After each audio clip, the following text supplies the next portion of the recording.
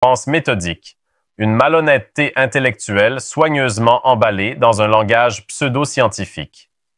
C'est le cas de David Wood, un nom familier pour ceux qui fréquentent les arènes de l'apologétique chrétienne militante et qui se présente comme un spécialiste de l'islam, tout en accumulant les contresens les plus grossiers sur le Coran, la vie du prophète Muhammad et la tradition islamique. David Wood a produit une vidéo intitulée « Was Muhammad a false prophet ?», dans laquelle il prétend démontrer, Bible à l'appui, que Muhammad ne peut être un véritable prophète, mais bien un imposteur. Un imposteur, voilà une accusation grave que nous allons traiter comme elle le mérite, non par des cris ou des slogans, mais par une analyse rigoureuse, tranchante, sans complaisance. Dès le début, David Wood cite Deutéronome 18-18. Il en fait son fondement principal pour exclure Muhammad de la prophétie biblique. Il affirme que le texte ne peut s'appliquer qu'à un Israélite, qu'un frère ne peut être qu'un juif.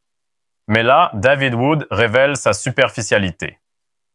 Un exégète sérieux sait que dans la Bible hébraïque, le terme « frère » ne se limite pas aux fils d'Israël.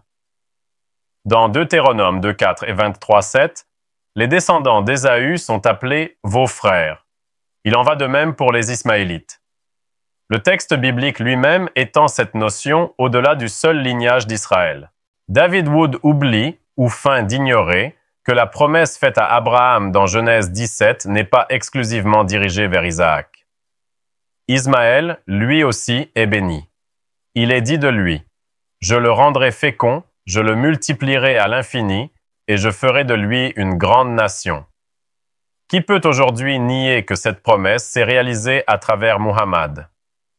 Qui peut nier qu'un homme venu de la descendance d'Ismaël, sans armée, sans fortune, sans l'appui des clergés, ait fait surgir en moins de 23 ans une communauté unie, croyante, disciplinée, transformée par le monothéisme?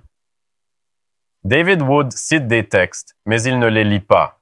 Il les utilise. Il ne cherche pas la vérité. Il cherche à piéger.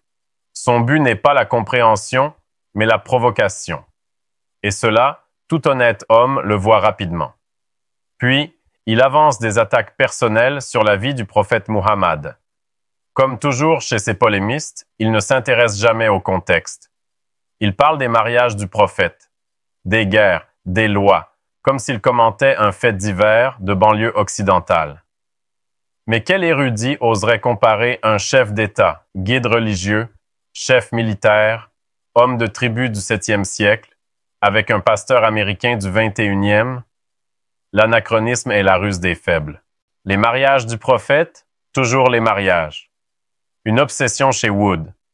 Mais que sait-il de la sociologie tribale arabe?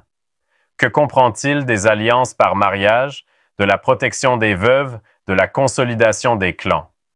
La majorité des femmes du prophète étaient âgées, veuves, ou socialement vulnérables. Contrairement aux rois chrétiens qui accumulaient concubines et maîtresses, Muhammad avait des unions motivées par des raisons religieuses, sociales ou diplomatiques. Quant aux guerres, ose-t-il nous parler de violence? Lui dont la tradition biblique consacre des chapitres entiers à l'extermination des peuples païens? Lui dont le Christ a dit « Je ne suis pas venu apporter la paix, mais l'épée » ? Lui dont les croisades et l'Inquisition sont des cicatrices encore saignantes dans l'histoire? Si Muhammad est à juger pour ses batailles défensives ou tribales, que dire de Josué, de Moïse, de David dans la Bible? Ce deux poids, deux mesures, cette hypocrisie sous couvert d'exégèse n'honore personne. David Wood continue et tente d'invoquer la Bible pour condamner Muhammad. Il cite Matthieu 7,15 « Gardez-vous des faux prophètes. Ils viennent à vous en vêtements de brebis. » Il oublie que selon ce même critère, Jésus lui-même aurait été vu comme un faux prophète par les scribes de son époque. Il oublie que tout prophète apporte un message qui dérange, qui secoue, qui réforme. Muhammad a prêché l'adoration exclusive de Dieu, la prière, la justice sociale, la libération des esclaves, la réforme morale, la science, l'unité. Où est l'imposture? Où est le mensonge? Où sont les fruits pourris? Mais le pire dans l'argumentaire de David Wood, c'est l'absence de rigueur théologique. Il parle de Muhammad comme d'un concurrent de Jésus. Mais dans l'islam, il n'y a pas de concurrence. Muhammad ne vient pas abolir Jésus. Il vient le confirmer, corriger les déviations, rappeler l'unité divine.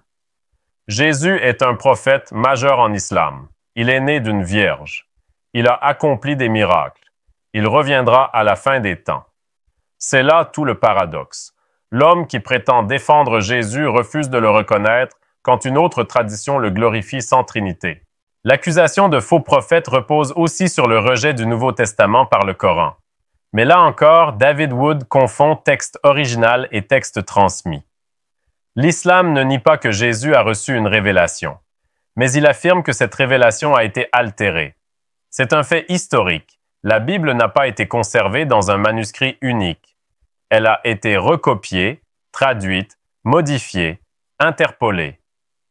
Les évangiles canoniques sont 4, tous tardifs. Jésus n'a rien écrit lui-même. Des versets ont été ajoutés, Jean 8, Marc 16, d'autres contestés. Des manuscrits contredisent d'autres manuscrits. Ce n'est pas une attaque, c'est une réalité reconnue par les biblistes eux-mêmes. L'autocritique musulmane ne consiste pas à nier les questions, mais à les dépasser. Il est vrai que certains musulmans ont eu une lecture simpliste de la Bible. Il est vrai que l'apologétique musulmane a parfois recyclé des versets sans en comprendre le contexte. Mais cela ne donne aucun crédit à l'amalgame déployé par David Wood. Le fait que l'islam affirme une altération du texte biblique n'est ni une calomnie, ni une nouveauté. C'est un positionnement théologique, légitime dans une tradition de révélation. Enfin, parlons du fruit de la mission de Muhammad. Un homme seul, rejeté par son peuple, sans écriture préalable, sans armée, sans soutien politique, parvient en 23 ans à changer le cœur d'une société entière. Il interdit l'infanticide, réforme la morale tribale, unit les clans, élève la femme, fonde une justice. En quelques décennies, le message du Coran donne naissance à une civilisation. Science, médecine, philosophie, droit, architecture, spiritualité. Tout cela vient d'un texte prétendument faux. Un faux prophète produit une imposture. Muhammad a produit une lumière, et cette lumière brille encore. David Wood est libre de critiquer, mais qu'il le fasse en homme sérieux, pas en idéologue, pas en faussaire.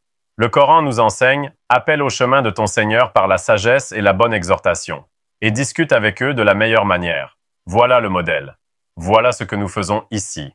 À ceux qui doutent, nous ne disons pas « crois ou meurs ». Nous disons « lis, réfléchis, questionne, comprends ».